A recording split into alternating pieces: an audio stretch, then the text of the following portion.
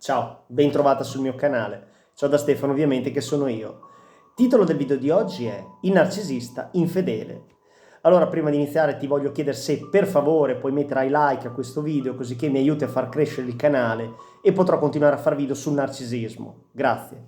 Seconda cosa, se non l'hai già fatto, ti invito ad iscriverti al canale. Qua sotto c'è un pulsante, premilo, così rimarrai aggiornata sempre sui miei video, dove parlerò sempre di relazioni tossiche con narcisisti patologici, come riconoscerli e ovviamente come gestirli.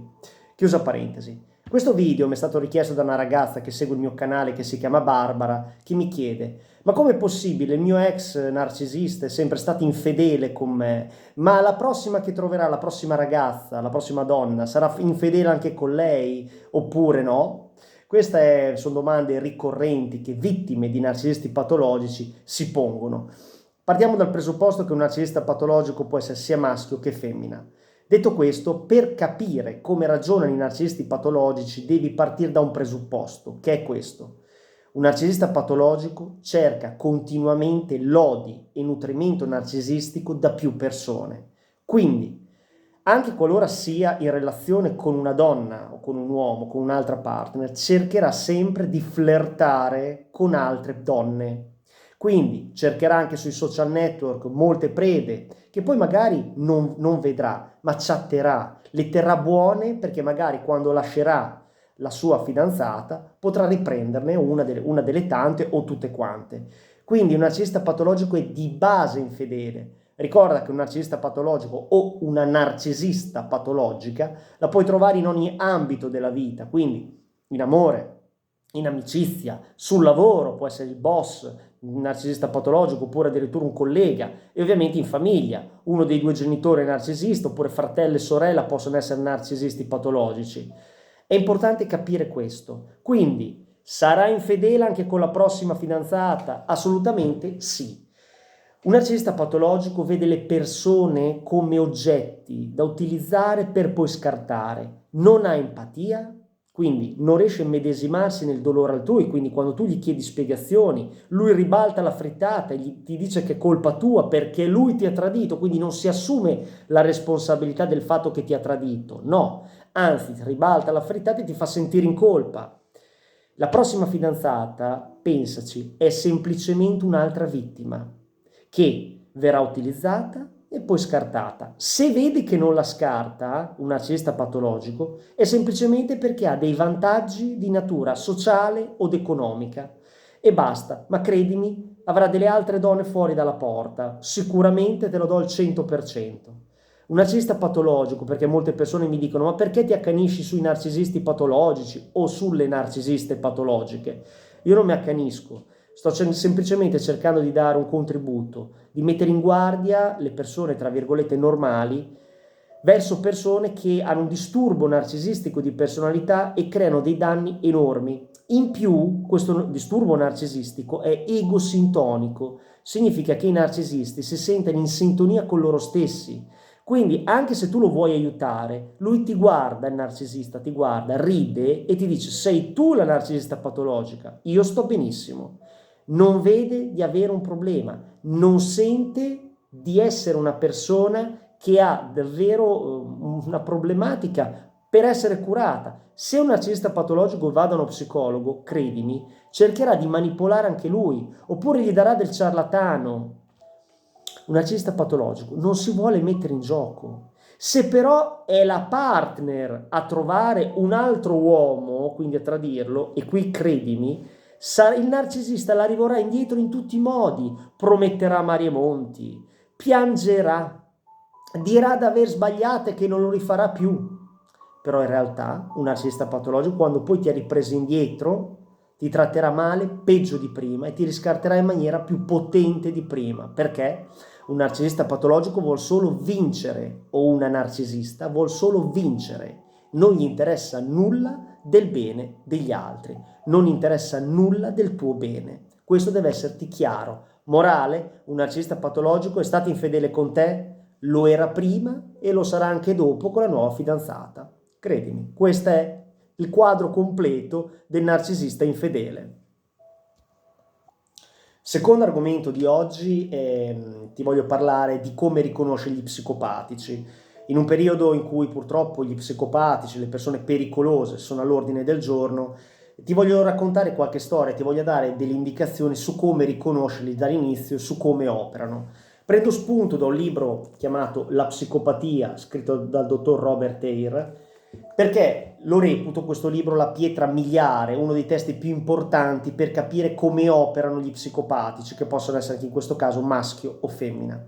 È fondamentale capire in parole semplici chi è uno psicopatico. Uno psicopatico è un narcisista patologico estremizzato, cioè che non ama, che non rispetta la legge, che è estremamente violento e che reputa a volte che gode nel far del male agli altri in maniera pesante. Quindi bisogna riconoscerli, perché proprio sono persone che non hanno empatia, non hanno coscienza, quindi anche se ti fa male non provano nulla, e questo è fondamentale. Ti racconterò delle storie.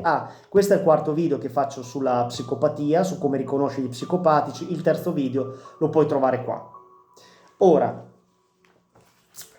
gli psicopatici hanno una visione narcisistica ed enormemente inflazionata del loro valore e della loro importanza. Tieni buono il concetto. Come i narcisisti patologici, anche gli psicopatici si reputano superiori, quindi ti parleranno di quanto sono grandiosi.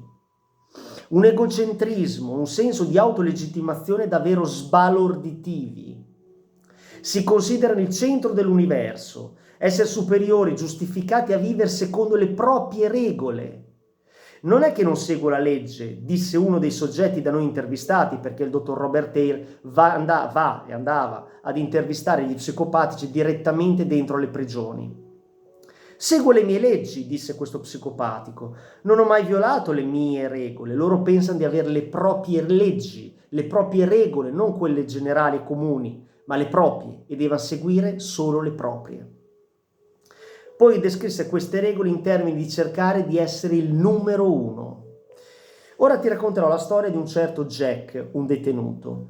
Jack arrestato per effrazione e violazione di domicilio, l'ultimo di una serie di crimini commessi a partire dall'adolescenza. Ebbe il punteggio massimo sulla Psychopathy Checklist, che è una lista creata dal dottor Robert Hare che gli indica, diciamo, che ci sono una serie di nozioni, una serie di caratteristiche che se una persona presenta queste caratteristiche della Psychopathy Checklist significa che è appunto uno psicopatico, quindi una specie di vademecum, no, degli psicopatici.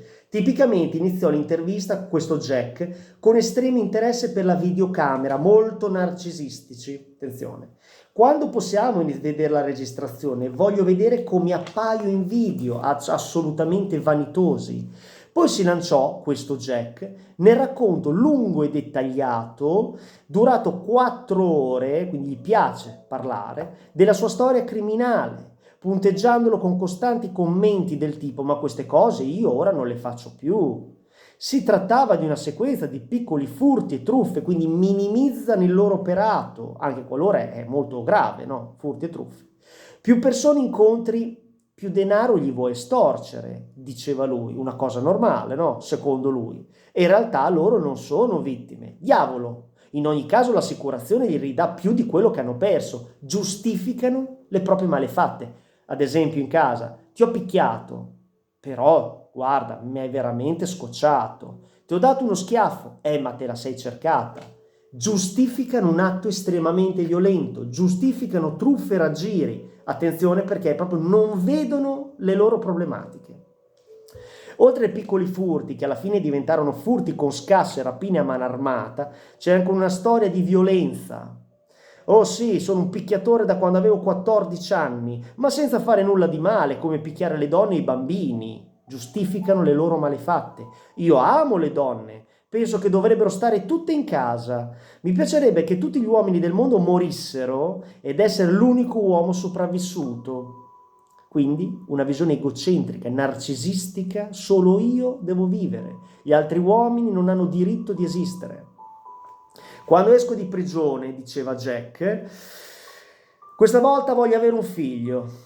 Quando avrà 5 anni manderò via la donna alla sua madre, in modo da poterlo allevare a modo mio. Quindi vuole avere una donna per fare un figlio. Quindi vedi, lo usa come strumento da utilizzare per avere un figlio, per poi scartare.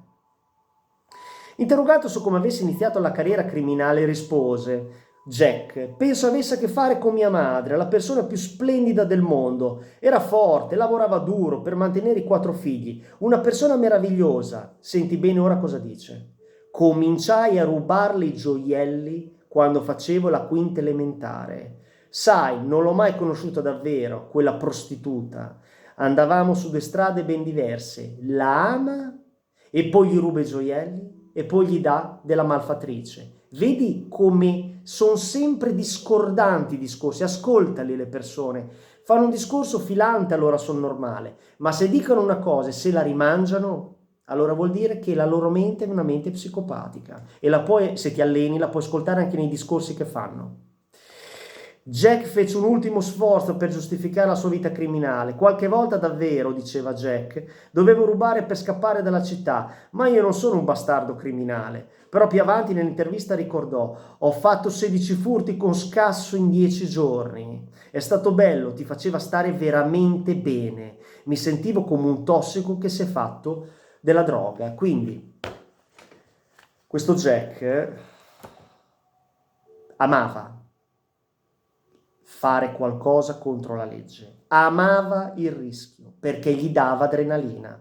Come tutti gli psicopatici, adorano il rischio perché quello li fa godere, perché quello gli dà adrenalina. Quindi, se di fronte a una persona che fa dei ragionamenti del genere o similari, quindi il rischio da adrenalina giustifica le malefatte, spesso, attenzione, perché potresti trovarti di fronte a uno psicopatico o a una femmina psicopatica. La psicopatia del dottor Robert Taylor. Stiamo uniti, eleviamoci sopra i narcisisti patologici, ricorda e ripeti il motto: l'empatia diverrà la mia magia.